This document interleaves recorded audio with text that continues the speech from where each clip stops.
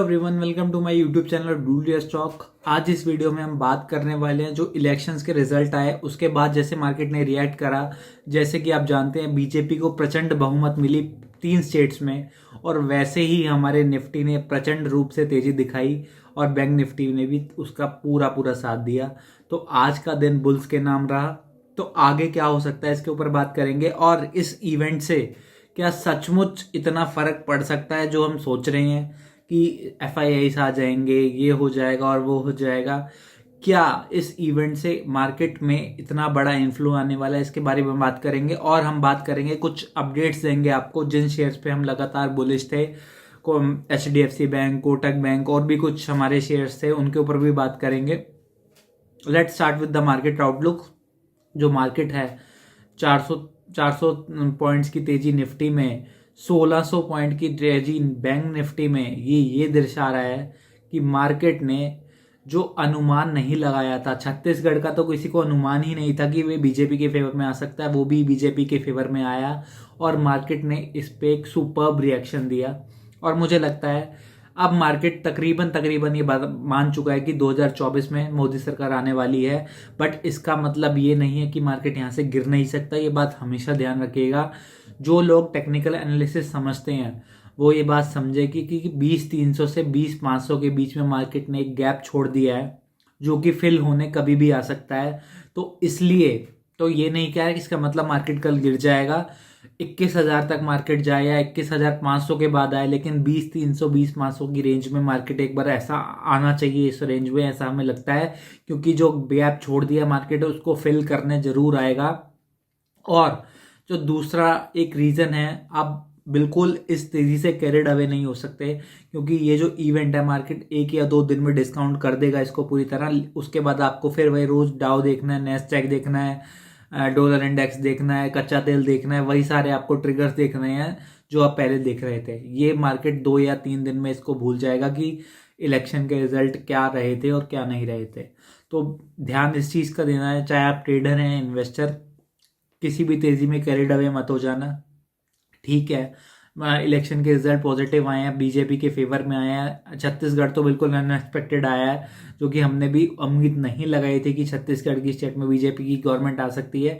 तो उस हिसाब से आप देखेंगे तो मार्केट काफ़ी पॉजिटिव रहा है। एफआईएस के फ्लो भी पॉजिटिव हुए हैं, डीआईएस भी लगातार खरीदारी कर ही रहे हैं।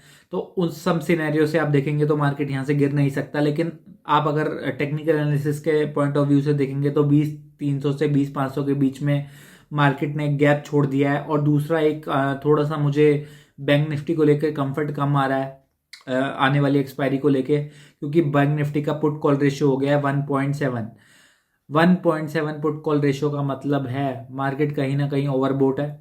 मार्केट जब ओवरबोट होते हैं तो एक शार्प प्रॉफिट बुकिंग आने का बहुत हाई चांस होता है, क्योंकि जो लोग आज खरीद के गए हैं कहीं ना कहीं तो वो भी प्रॉफिट बुक करेंगे।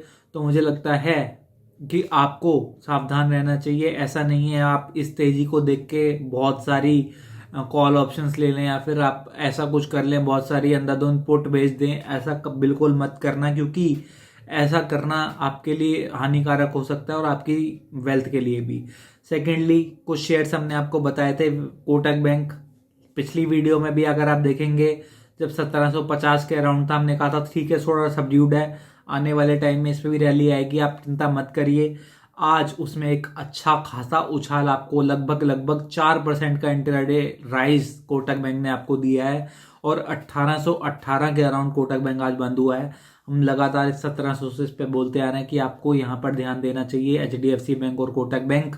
HDFC बैंक भी 1480 से लगातार हम उस पर बुलिश हैं, आज 1600 पार आराम से कर गया HDFC बैंक। तो मुझे लगता है अगर आपके पास ये दोनों शेयर्स हैं तो आप इनमें बने रह सकते हैं लॉन्ग टर्म के। अगर आपका विजन है, ट्रेडर है, तो थोड़ा बहुत प्रॉफिट आप बुक भी कर सकते हैं एज यू लाइक।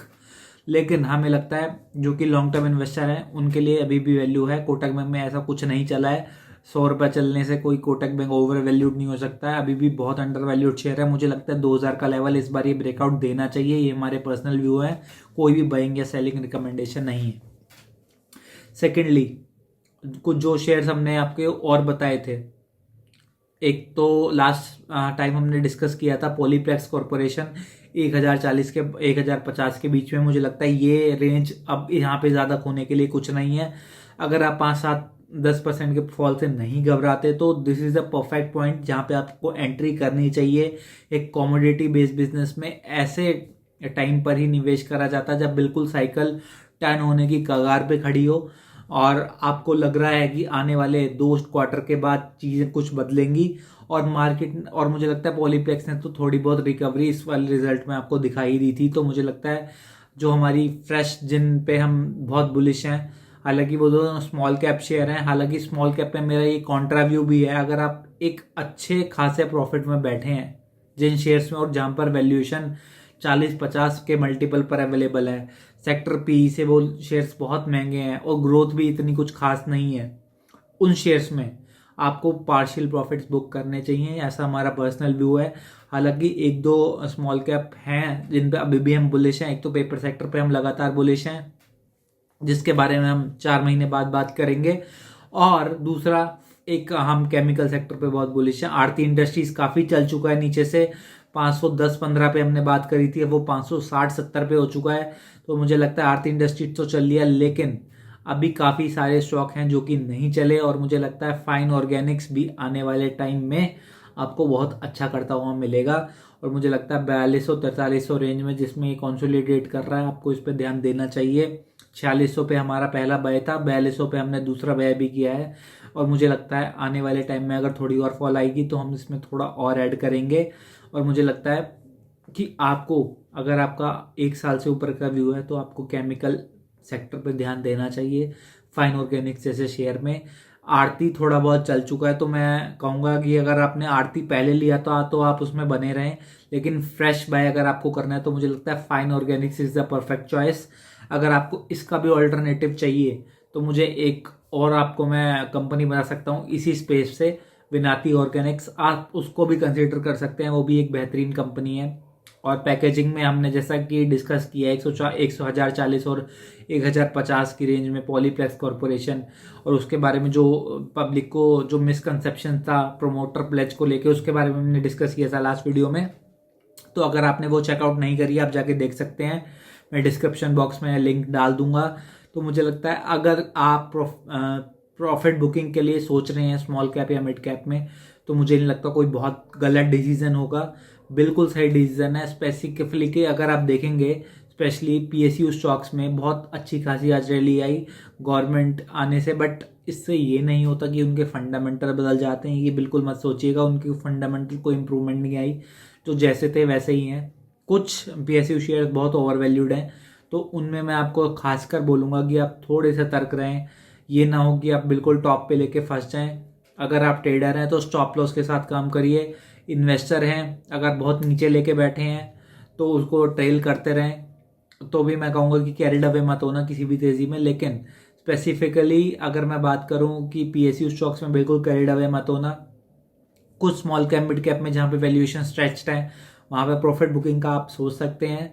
हालांकि अगर आप फ्रेश इन्वेस्ट करना चाहते हैं, हालांकि इस लेवल पर अगर आप इन्वेस्ट करेंगे तो थोड़ा रिस्की तो हो ही सकता है, इसमें कोई डाउट नहीं है, कोई इसमें कहने की बात नहीं है। लेकिन मुझे लगता है अगर मार्केट यहाँ से गिरी भी, फाइन ऑर्गेनिक्स और विनाती ऑर्गेनिक्स जिन्होंने बहुत अंडर परफॉर्म किया है, और पॉलीप्लेक्स कॉरपोरेशन, मुझे नहीं लगता कोई मेजर फॉल इन में आने वाला है। अगर आप 5-10% का डाउनफॉल देख सकते हैं और अपसाइड तो इसमें होमंगस है, तो मुझे लगता है 50 से 60% की अपसाइड आपको ये आराम से दे सकते हैं।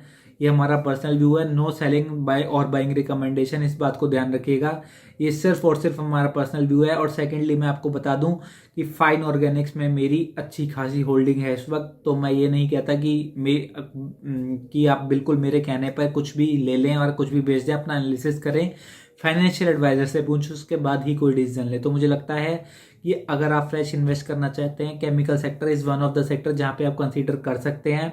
और सेकेंडली मैं आपको एक अपडेट देना चाहूँगा, जो लोग टीसीएस में अपने शेयर बाय टेंडर करना चाहते हैं बायबैक में, वो जल्दी उसको कर दें। मेरी ख्याल 5 दिसंबर ही उसकी लास्ट डेट है, तो मुझे लगता है आपको टीसीएस के बायबैक में पार्टिसिपेट करना चाहिए। 4150 रुपये पे बाय बैक है।